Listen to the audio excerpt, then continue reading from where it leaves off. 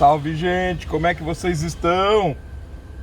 Eu fiz uma pré-gravação aqui, analisando, fazendo a pré-gravação, como diz o pessoal, né?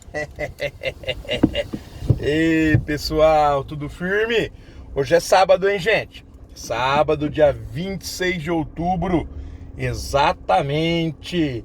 E nesse sábado, 26 de outubro, eu estou saindo da minha casa agora e indo em direção à cidade de Marília. Vamos pegar uma turma hoje, a partir das 14 horas, moçada se preparando especialmente para o Exame Nacional do Ensino Médio, o famoso Enem, que será realizado domingo que vem, dia 3 de novembro, e no domingo seguinte, dia 11 de novembro. Afinal de contas, são nada mais, nada menos que uma redação e 180 questões. Isto é uma espécie de exame muito bem elaborado, muito bem feito. Muito embora pela primeira vez ele será feito pela direita, né? Sob a direção do ministro Abraham Weintraub. Então há muitas expectativas de que o exame será diferente, sobretudo que tenha um alinhamento ideológico com a direita. E detalhe, se não houver o alinhamento ideológico, para evitar a questão da discussão ideológica de direita e de esquerda, a tendência é que seja então um exame mais tecnificado, ou seja, que cobre mais conhecimentos técnicos e científicos do que posicionamento político e ideológico. Então nós precisamos ficar bastante atentos a esta nova fase do Exame Nacional do Ensino Médio. E, como eu disse, essa é uma prova muito bem construída e diferenciada. Ela mede o conhecimento do aluno não somente no número de questões, nos tipos das questões, mas ela mede também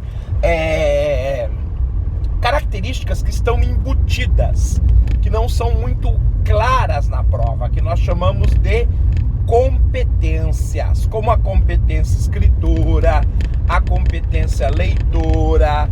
São competências que são cobradas pelo Exame Nacional do Ensino Médio. Além disso, dentro dessas competências, existem também as habilidades. O Enem, ele cobra nas questões 21 habilidades. E essas 21 habilidades, elas são cobradas exatamente 8 vezes. Ora, se eu tenho 21 habilidades e elas são cobradas 8 vezes, então eu vou ter um total de 168 questões. Ora, professor, mas são 180?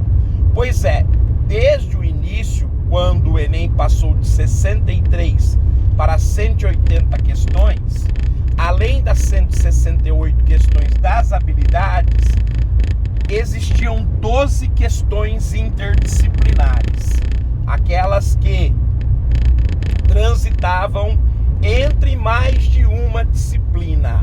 Então, por exemplo, geografia e história, geografia e química, química e matemática. Então é uma prova digamos que ela seja original. Isto hoje virou uma tendência. No domingo passado, dia 22 de outubro, a prova da UEL, da Universidade Estadual de Londrina, foi totalmente interdisciplinar e temática. Ela utilizou o incêndio do Museu Nacional no início do ano e a temática foi museu. Só que as 60 questões foram interdisciplinares. O ano passado, o exame da Unesp, ele foi 25% foram questões interdisciplinares. Este ano nós esperamos ao menos 50%. Mas a tendência é realmente esta, que o vestibular se destaque pela interdisciplinaridade e que o candidato ele tenha a habilidade de transitar entre os conhecimentos, de solucionar, de discutir problemas. É isto que as provas mais recentes estão querendo. Claro que o conteúdo, o núcleo duro das disciplinas precisa ser conhecido, mas ele precisa também ser aplicado. Isso é muito importante. Tanto que o Enem ele não fala em disciplinas puras. Ele tem as chamadas ciências humanas e suas tecnologias, ciências exatas e suas tecnologias, ciências da natureza e suas tecnologias, e língua, códigos e interpretação e suas tecnologias, além da prova escrita, que é a redação. Então, a prova do Enem, ela, desde o início, ela já inovava neste sentido e propunha já algo como interdisciplinaridade. Mas, gente, não é fácil achar um professor que transite dentro da sua própria área de conhecimento.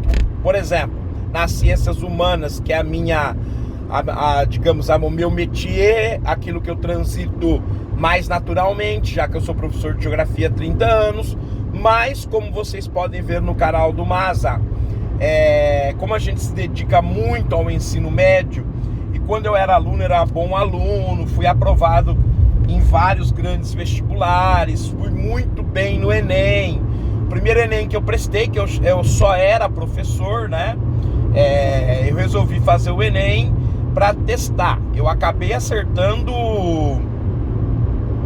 das 63 questões, eu acertei 61 questões. E até hoje eu guardo o ranking de desempenho. Naquela época vinha o desempenho em relação aos candidatos, em relação ao Brasil, em relação à média, enfim, havia toda uma estatística que te dava a informação. Qualquer dia eu comento para que vocês saibam como foi o meu desempenho em relação à prova.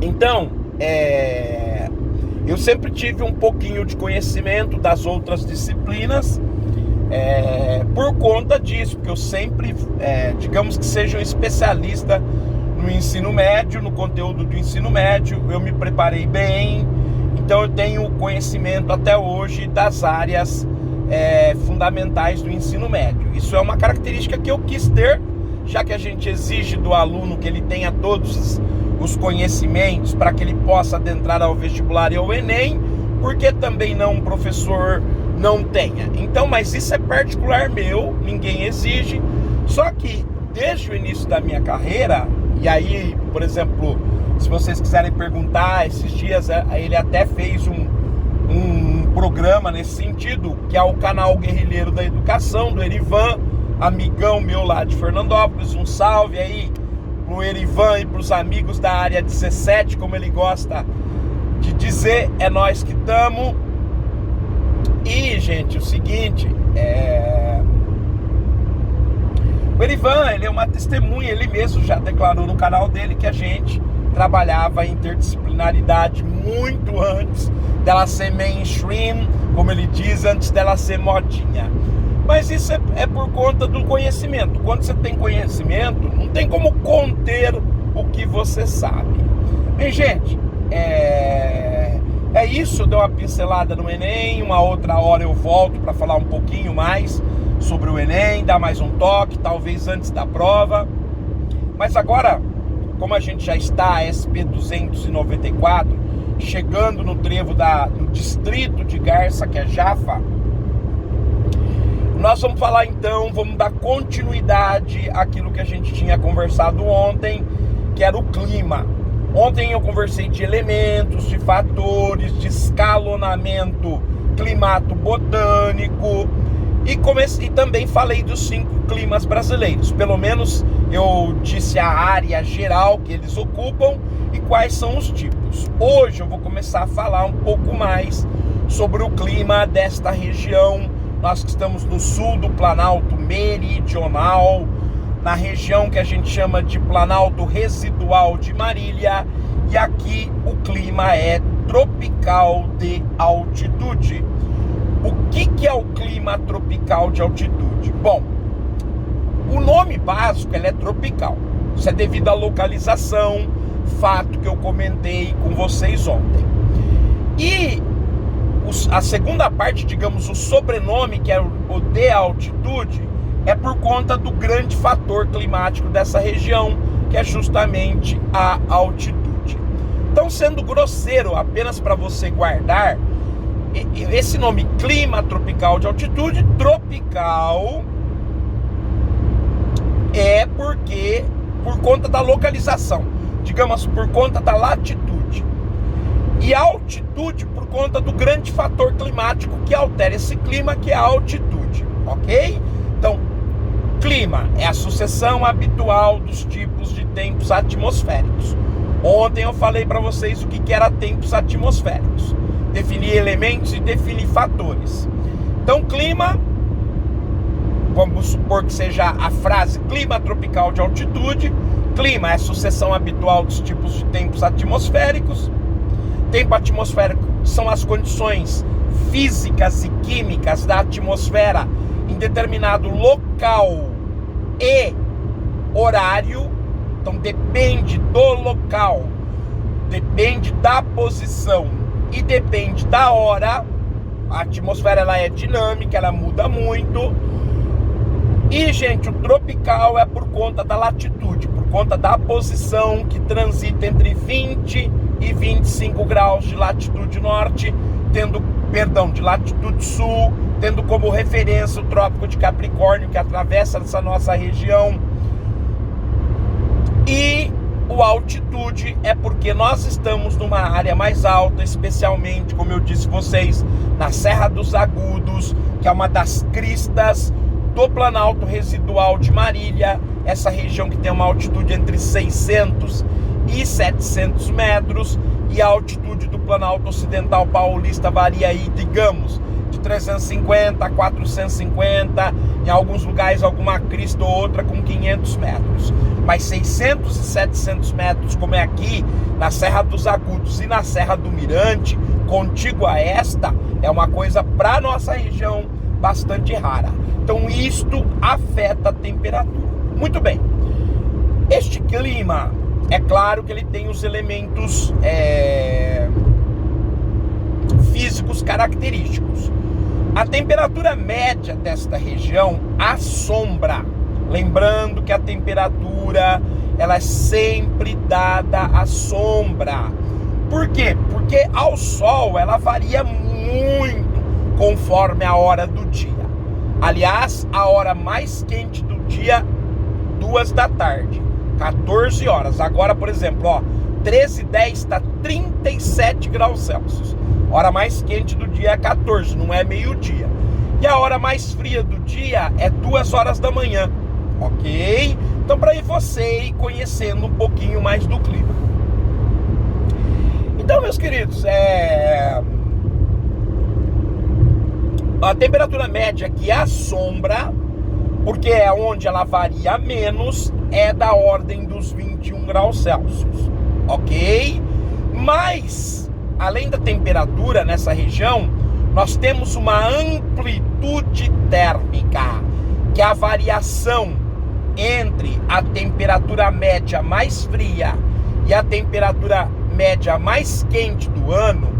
Para o Brasil ela é elevada. Na nossa região nós temos uma amplitude térmica de 10 graus Celsius. Isto significa dizer que a temperatura média mais quente no verão está na ordem dos 31 graus Celsius, enquanto a temperatura mais fria média de inverno ela é de 11 graus Celsius. Aí se você somar 11 graus Celsius com 31 graus Celsius, dá 42 graus Celsius. Você divide por 2 para tirar a média, dá 21 graus Celsius. Então essa é a temperatura média do clima tropical de altitude. Lembrando que apresenta uma grande discrepância entre o verão e o inverno. Isso a gente chama de sazonalidade.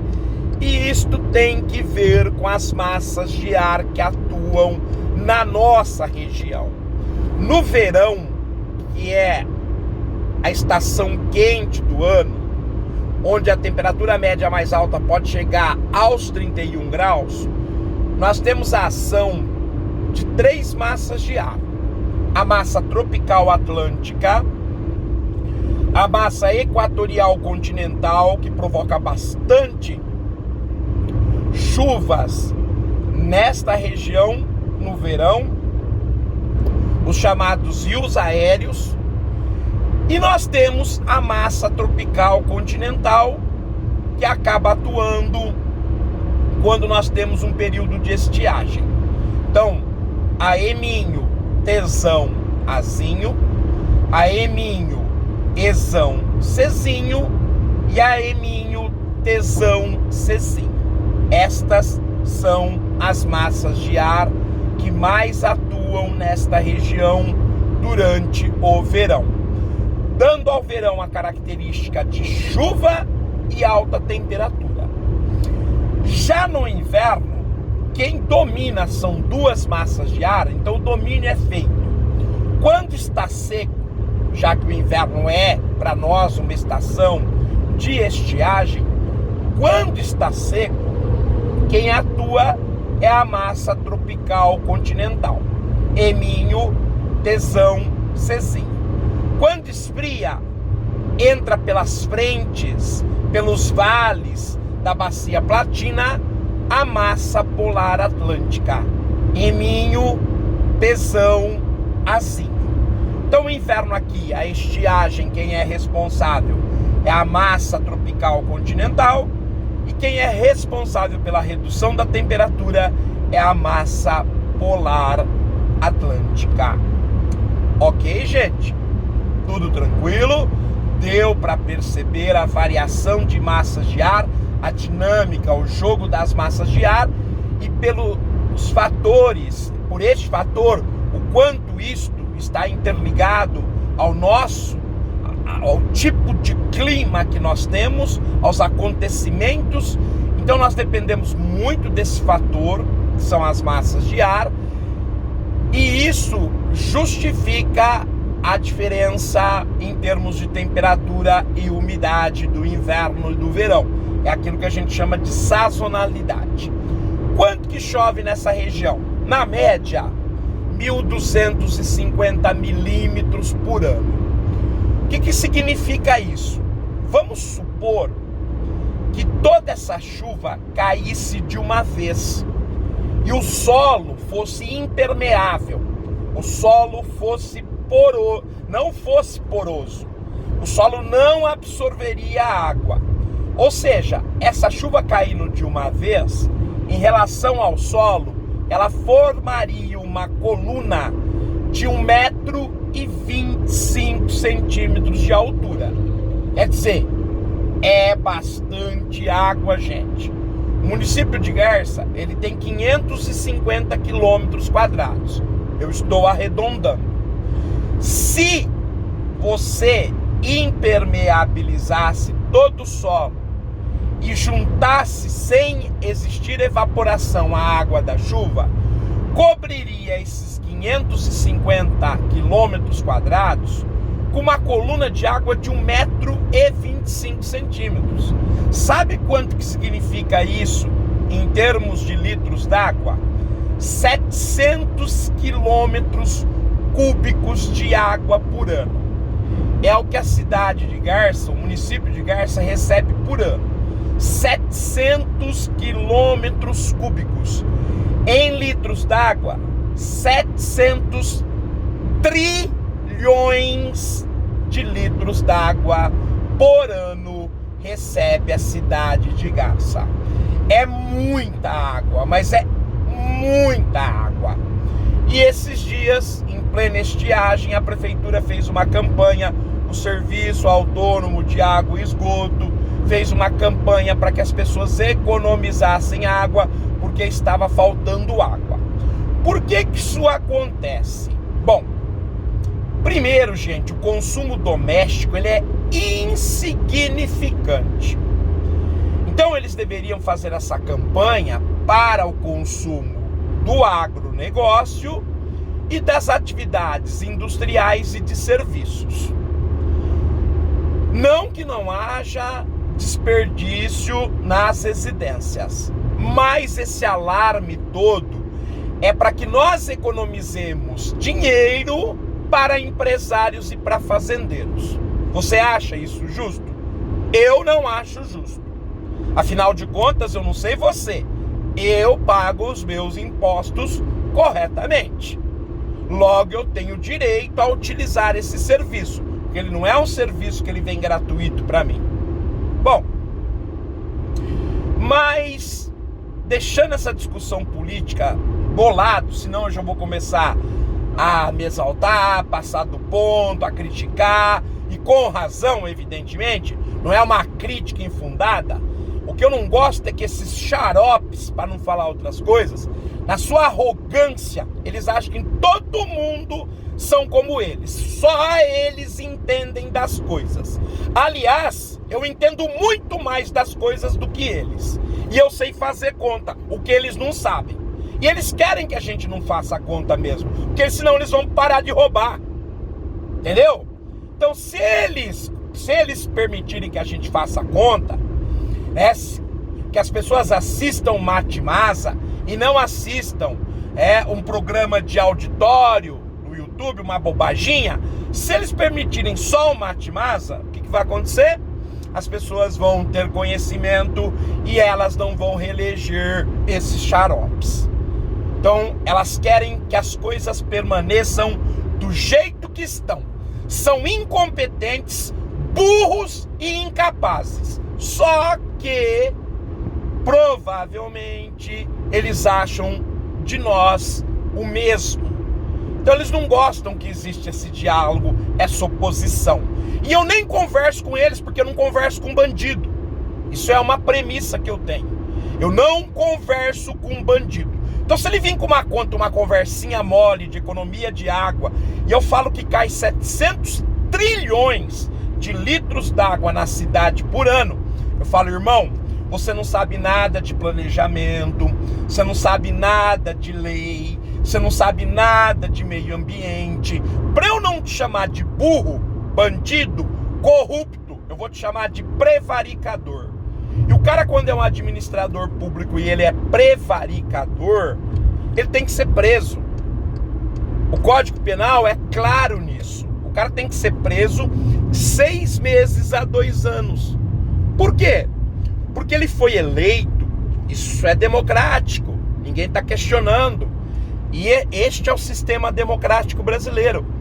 Todos participam da eleição, o cara ganhou a eleição, sorte dele, sucesso para ele. Só que se ele não tiver competência para o cargo, isso é um crime chamado de prevaricação. Então eu nem converso com esses idiotas. Por quê? Porque eu vou falar para ele, eu sou trouxa. Na nossa região chove 1.250 milímetros por ano. O município tem 550 quilômetros quadrados, então são 700 trilhões de litros d'água. E você está pedindo para eu economizar. E olha que nós economizamos. Normalmente, nós gastamos 12 metros cúbicos por mês na minha residência. Somos extremamente econômicos. E aí o cara vem pedir para a gente economizar. Não, nós gastamos o estritamente necessário. Assim fosse com todas as famílias da cidade. O que não é verdade. Mas, sobretudo, o problema não está na residência. O problema está no agronegócio, o problema está na indústria e no comércio. E parece que esses bandidos, não exigem que esses caras façam. Quer dizer, eu tenho que economizar dinheiro para rico. Além de economizar dinheiro para rico, eu tenho que economizar dinheiro para empresário. Nunca, jamais. Ok? Então tá dado o recado, irmão. Aqui você não tá falando com Zé Mané, não. Você acha que todo mundo é Zé Mané. Mas nem todo mundo é Zé Mané. Aliás, tem muita gente muito mais inteligente do que vocês. Muito mais.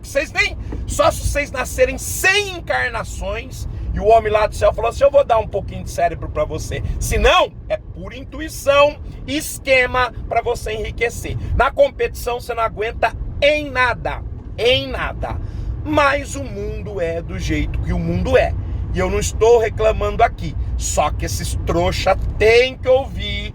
É porque eles acham que todo mundo pensa do jeito deles e é igual a eles. E não é verdade.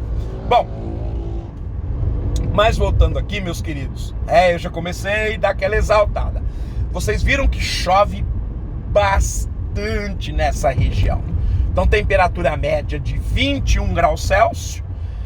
E a quantidade de chuvas, ela é de 1.250 milímetros por ano. Isso significa que vai chover de 84 dias a 92 dias no calendário. Pode ser que chova o dia todo, pode ser que chova meia hora, pode ser que chova forte, pode ser que chova fraco. Mas se você contabilizar as datas, gente, vão dar de 84 a 92 datas, ou seja, a cada 4 dias está chovendo. Então chove satisfatoriamente na nossa região, por isso que a agricultura e a pecuária, elas vicejam, né, nessa região. É uma região eminentemente do agronegócio. Claro que eu tenho críticas profundas à ideia da região ter concentrado seus esforços somente na cafeicultura. Isso não foi muito inteligente, até por conta da relação que o café tem com o solo. Mas essa é uma discussão que eu terei com vocês lá para frente, ainda não é hora. A hora agora é do clima. Então vocês já conhecem as características físicas principais do clima tropical de altitude, bem como os fatores e a marca típica que é a sazonalidade. Pois bem, gente, este é o clima tropical de altitude, o grande clima da região centro-oeste paulista, o grande clima do Planalto Residual de Marília. E nós estamos praticamente chegando ao nosso destino, já estamos aqui do lado do estádio Bento de Abreu Sampaio Vidal, famoso Abreuzão, o estádio do Marília Atlético Clube, o MAC.